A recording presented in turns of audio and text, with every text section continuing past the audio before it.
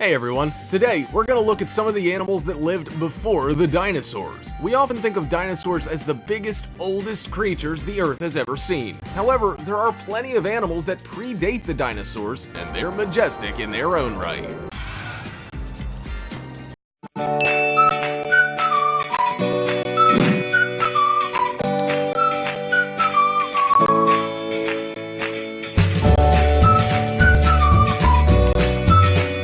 Number 1. Edaphosauridae.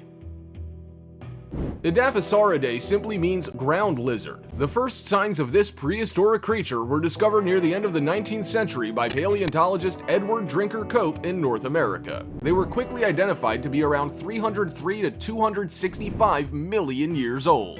It isn't limited to this region either. Similar remains were later found in the Czech Republic and Slovakia. These weren't the lizards you see running around your garden. The Edaphosauridae were between 3 and 11 feet long and weighed in at over 660 pounds. They had a small head but long spines from its neck down its back that made it a pretty tall creature. Around half of its length belonged to its massive tail. Despite its large size and sharp teeth, this lizard isn't suspected to be a carnivore. With a deep jaw and large barbed teeth, scientists suspect it was mostly an herbivore. There is some evidence that the animal may have eaten small invertebrates like mollusks. While the spines of these ground lizards are tall, its legs were short and its body was wide and close to the ground. This suggests that it was a slow, lumbering creature rather than a quick predator. Number 2. Scutosaurus. The Scutosaurus existed around 248 to 290 million years ago during the Permian period. This period started with the formation of the singular supercontinent Pangaea. On this continent, the Scutosaurus was one of the more advanced and largest creatures around. This animal belonged to a group called the Prehistoric, which included comparatively strange-looking lizards. Of this group, and all land-roaming creatures, the Scutosaurus was the most massive, with a weight as heavy as 2,200 pounds. With its 9-foot body, it still remains the largest known animal to have lived on Pangaea. A unique feature it had compared to other lizards at the time was that its legs were directly under its body rather than sprawled out to the sides. This suggests that its weight was better supported, allowing for faster movement. However, it probably migrated long distances to find food rather than chasing down prey. All of these features suggest that the Scutosaurus existed near the end of the Permian period. Since it had further advanced features than its peers, it likely demonstrated the next phase of evolution. Unfortunately, these advancements didn't do the species too well, as they died out with 65% of vertebrate species at the end of the era. Number 3. Gorgonops.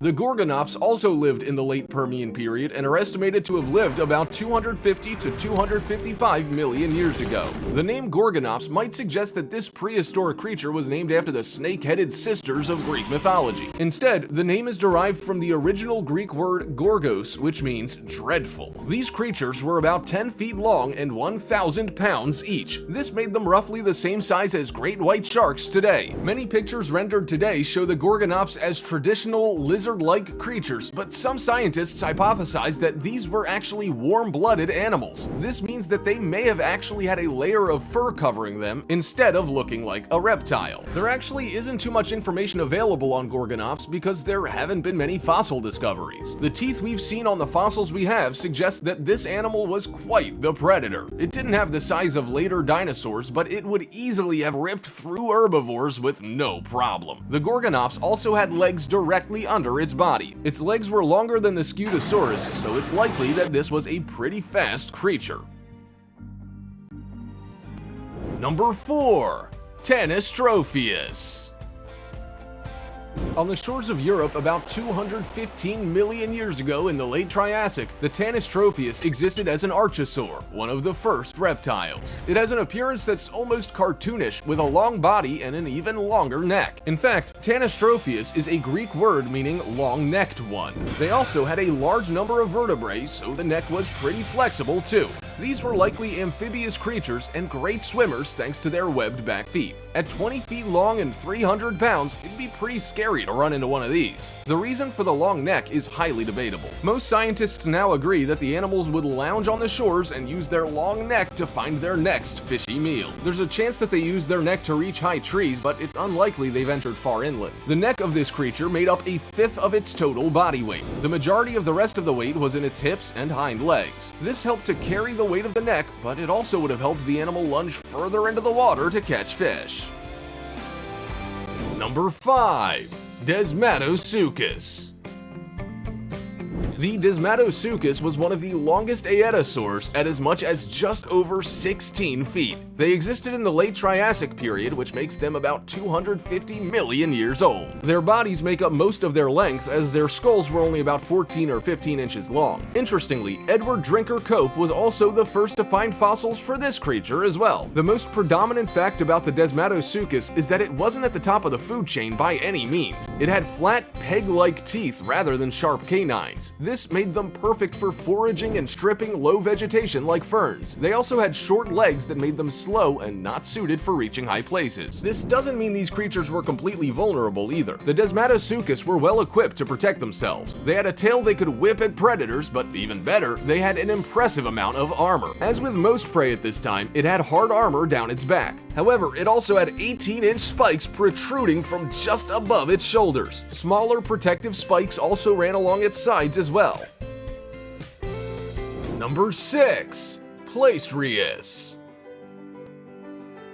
The Placerius was alive during the end of the Triassic period in what is now the western US. This places it at about 215 to 220 million years old. While still a reptile, this species was rather mammal-like. We know a lot about this prehistoric creature because more than 40 specimens have been found since its discovery in the 1930s. Placerius was a pretty slow species and lumbered around more than they ran. A lot of sketches of them depict them as hippo-like creatures rather than bony lizard-like species, and it's probably pretty accurate. These animals weighed about 2,000 pounds and were around 10 feet long. This made them a little more rotund than most other species around at that time. They were a pretty slow-moving bunch and preferred to chow on the grass of riverbanks and lakes over meat. Short tusks on their face were a predominant feature, but were more likely for protection rather than offensive attacks. One of the only things paleontologists don't know is what happened to this species. Most likely, climate change or evolution is what phased them out.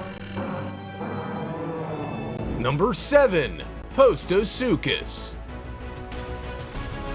Another animal from the late Triassic period is the Postosuchus. These creatures were closer to the crocodilian family than the traditional dinosaur. They measured in at about 16 to 23 feet long and 550 to 660 pounds. Unlike the other species we've looked at so far, the Postosuchus was a dangerous predator that sat at the top of the food chain during their era. The animal had an impressive build with powerful jaws and sharp teeth that could easily rip through meat. The posture of the Postosuchus is unique because it likely switched between walking on all fours or on its back legs. This is derived from the fact that its front legs are only half the size of its back legs. When it was going at a slow pace, it would have used all four limbs. When a little more speed was required, it probably moved in the same way we assume the T-Rex did. The animal did have some armor-like features on their back, but it probably wasn't for predators. This species was fiercely territorial and protected their hunting grounds viciously. If they were in danger, it was likely from a challenging member of their own species rather than a hungry foe. Number 8. Anomalocaris.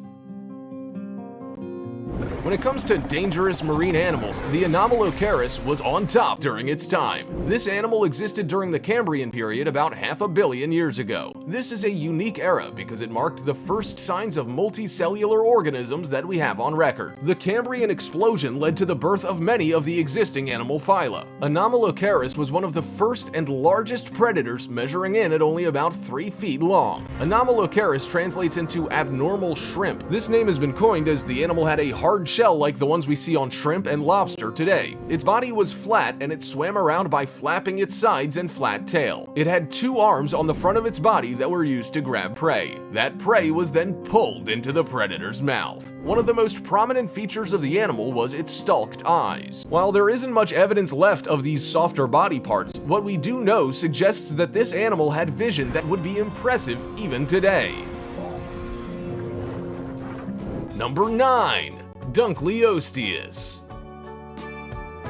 The Dunkleosteus is another well-developed marine predator that dates back to the Silurian period about 416 to 443 million years ago. This fish would be terrifying to come face to face with. It was over 19 feet long, which makes it larger than most great white sharks today. The fish also had a fully armored head and a jaw strong enough to take down a member of its own species or almost any other animal alive during the period. These fish didn't have teeth, but they did have armored fangs on the front of their head. Since these fangs were always scraping together, they were constantly sharpening themselves. The younger members of the species ate smaller, faster fish because they could close their jaws quicker. As the fish aged, it took longer to close their jaws, but the power behind that chomp was much stronger. It wasn't unlike them to crunch through other armored sea creatures. There's plenty of evidence suggesting that members of this species frequently attacked one another. We don't know at this point if this was pure competition or outright cannibalism. Number 10. Helicoprion. An early member of the shark family was the Helicoprion during the Triassic period about 270 million years ago. Rather than being closer to today's tiger sharks and great whites, this shark was closer to a chimera or ghost shark. The Helicoprion had a spiral-toothed jaw. This looked much like a modern buzzsaw does, but connected to a shark's mouth and with teeth for blades. The position of this natural saw blade puzzled paleontologists for a long time. Theories went around that the piece of anatomy was actually on its back or tail, but evidence kept coming back to the jaw positioning. It was also suggested that this was a defensive feature, but later models showed that these teeth extended into the mouth as well. The animal didn't have any top teeth, so instead it used its single whorl of bottom teeth to tear apart soft-bodied prey. The Helicoprion would slide the food back and forth over its saw blade teeth to break it down. Some of these bottom jaws extended as far as 20 inches long with 150 teeth or more. You interested? Great.